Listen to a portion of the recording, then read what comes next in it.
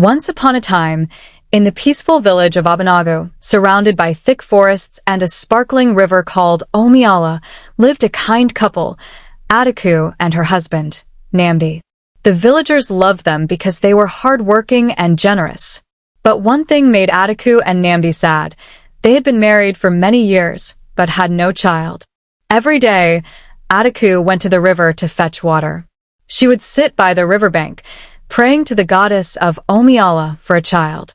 "Please, great goddess, bless me with a child, and I will raise them to honor you," she whispered.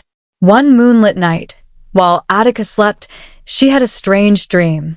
A glowing woman with shimmering white hair appeared. Her voice was soft like the sound of flowing water. "Ataku, your prayers have been heard. Soon you will have a daughter. She will be special, but beware, her destiny is hidden in the river." Before Attica could ask what this meant, the woman disappeared. Not long after, Attica found out she was pregnant. The news spread through the village, and everyone celebrated. "Finally, the gods have blessed them," shouted Mama Chinyere, the village storyteller. Months later, Attica gave birth to a baby girl. But when the midwife, Nkechi, saw the baby, her eyes widened. This is impossible," she exclaimed. The baby's skin was white as the clouds, and her hair sparkled like silver. In the whole village, there had never been a child like this. The villagers were shocked. "A white baby? This must be a taboo," whispered Papa Uche, the blacksmith. Some even said the baby was cursed. But Namdi held his daughter tightly and said, "Her name will be Nwanioma, for she is beautiful and pure." Ataku and Namdi raised Nwanioma with love, but life wasn't easy. Many villagers kept their distance, afraid of her unusual appearance. Children would point and laugh, calling her Ghost Girl. Nwanioma often ran to the river, where she felt at peace. One sunny day, while playing by the river, Nwanioma saw a fish struggling on the shore. It was large, with golden scales that sparkled like the sun. "You're too beautiful to die," she said, gently placing it back into the water. Suddenly, the river began to glow, and a soft voice said, "Thank you, Nwanioma." Startled, she looked around but saw no one. "Who's there?" she asked. The water rippled, and the glowing woman from Attica's dream rose from the river. "Nwanioma, you're not an ordinary child. You are the goddess of this river, reborn as a human. The people fear you because they do not know your true purpose." Nwanioma gasped. "Me? A goddess? But why was I born like this?" The river goddess smiled. "You were sent to protect this village and teach them about love and acceptance. Soon, they will need your help, but first, you must discover your powers and earn their trust." Before Nwanioma could ask more, the goddess vanished. She ran home to tell her parents, but they didn't understand. "My daughter, maybe it was just a dream," Attica said gently. But Nwanioma was determined. She began visiting the river every day, learning from its whispers and discovering her connection to the water. She could call fish to her and make flowers bloom along the riverbank. Still, the villagers remained distant. One fateful evening, dark clouds gathered over Abanago. A fierce storm swept through the village, and the river began to overflow. "The river is angry," cried Papa Uche. The water rushed toward the village, threatening to destroy their homes. The terrified villagers ran to Ataku and Namdi's house. "This is because of your daughter. She's cursed," they shouted. Nwanioma heard them and stepped outside. "I will prove to you that I am not a curse," she said boldly. With her parents begging her to stay, Nwanioma ran to the raging river. She stood at its edge, her silver hair glistening under the stormy sky. "Great Omiala, hear me," she shouted. The river goddess appeared again, her glowing form calming the storm around her. "Nwanioma, are you ready to fulfill your destiny?" Nwanioma nodded. "I will do whatever it takes to save my village." The goddess raised her hand, and Nwanioma's body began to glow with a soft blue light. The villagers watched in awe as the water around her stilled and receded. She's not cursed. She's our savior," whispered Mama Chinyere. But just as the water calmed, a deep rumble came from the forest. A shadowy figure emerged, its eyes glowing red. "You may have stopped the river, child," it growled. "But can you stop me?" The shadowy figure stepped closer to the riverbank, its enormous form towering over the trembling villagers. Its voice was deep and thunderous. "I am Agbra Aho, the spirit of destruction. This village has grown greedy, taking from the forest and the river without gratitude. I have come to claim what is owed." The villagers gasped in fear. They clutched their children and huddled together, unsure of what to do. "We have done nothing wrong," shouted Papa Uche. But Agbra Aho ignored him, its red eyes fixed on Nwanioma. Nwanioma stood firm, her glowing blue aura casting light across the darkened sky. "Great Agbra Aho," she said bravely, though her heart was pounding. "The people of this village have made mistakes, but they can change. Please spare them." The spirit laughed cruelly. "A child dares to speak to me? You are just a girl, goddess or not. Prove your strength, or I will destroy this village and flood the land." Nwanioma clenched her fists. She felt the river's energy flowing through her veins, but she didn't yet know the full extent of her powers. The river goddess' voice echoed in her mind. "You are here to teach them love and acceptance. Trust yourself." She turned to the villagers. "You must help me. Together, we can stop Agbra Aho. But I cannot do it alone." The villagers hesitated, still unsure. "Why should we trust you?" asked Mama Chinyere. "What if this is another curse?" Adaku stepped forward, holding her daughter's hand. "Nwanioma is not a curse. She is a blessing. She saved the village from the flood. Now, we must save our home together." Namdi raised his voice. "If you love this village, if you love your families, stand with us."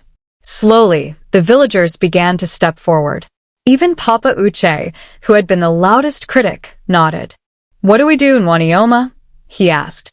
Nwanioma smiled, her confidence growing. "The river and forest are alive.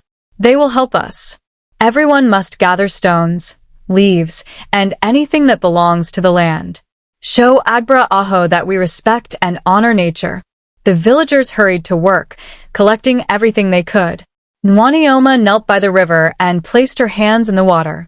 "Omiala, guide me," she whispered.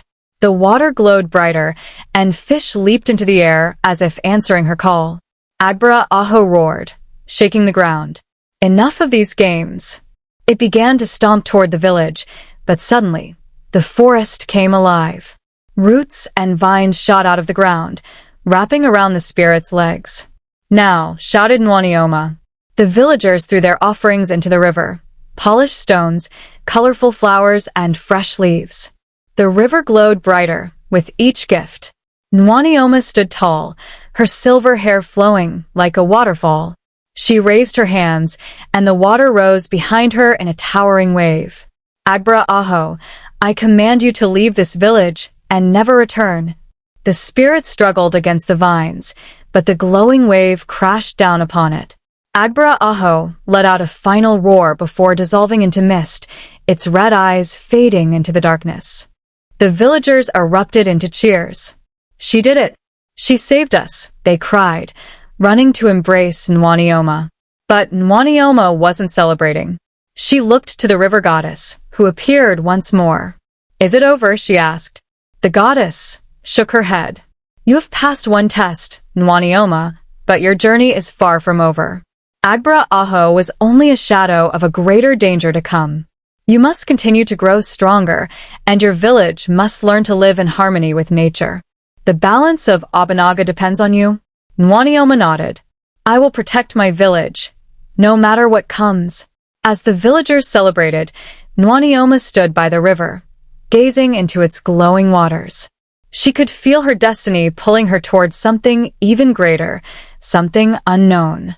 The days after Nwanioma's victory over Agbra Aho were peaceful, but a sense of unease lingered. The river goddess had warned of a greater danger, and Nwanioma could feel it too. She spent her days learning to understand the river's secrets and guiding the villagers to respect the land. Slowly, the people of Abanaga began to see her not as a curse, but as a blessing. One evening, Under a blood-red moon, a loud rumble shook the earth. Nananom ran to the riverbank, where the water churned wildly. A shadow loomed over the horizon, and from it emerged an enormous serpent with scales like obsidian and eyes that glowed fiery orange. The serpent spoke in a hissing voice. I am Anakama, the spirit of imbalance. The greed of this village and their ancestors has disturbed the natural order. I have come to bring an end to it all. The villagers gathered in fear, many dropping to their knees. We will not survive this, whispered Papa Uche. But Nananom stepped forward. I am Nananom, the goddess of Omiala reborn, and I will not let you harm my people. The serpent hissed, curling its massive body around the village's sacred tree.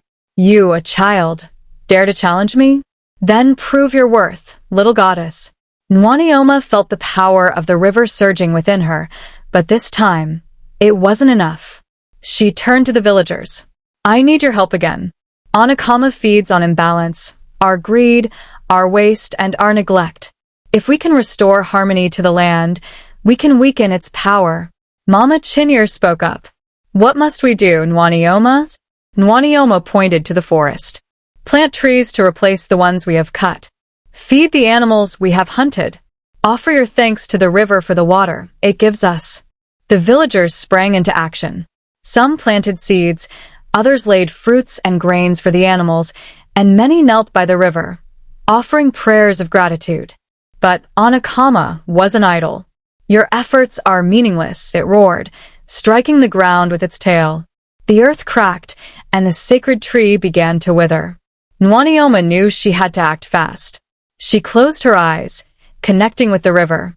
Its voice was faint but clear. Your true power lies not in strength, but in unity. Nananom opened her eyes. Everyone, hold hands and focus on the balance we are restoring.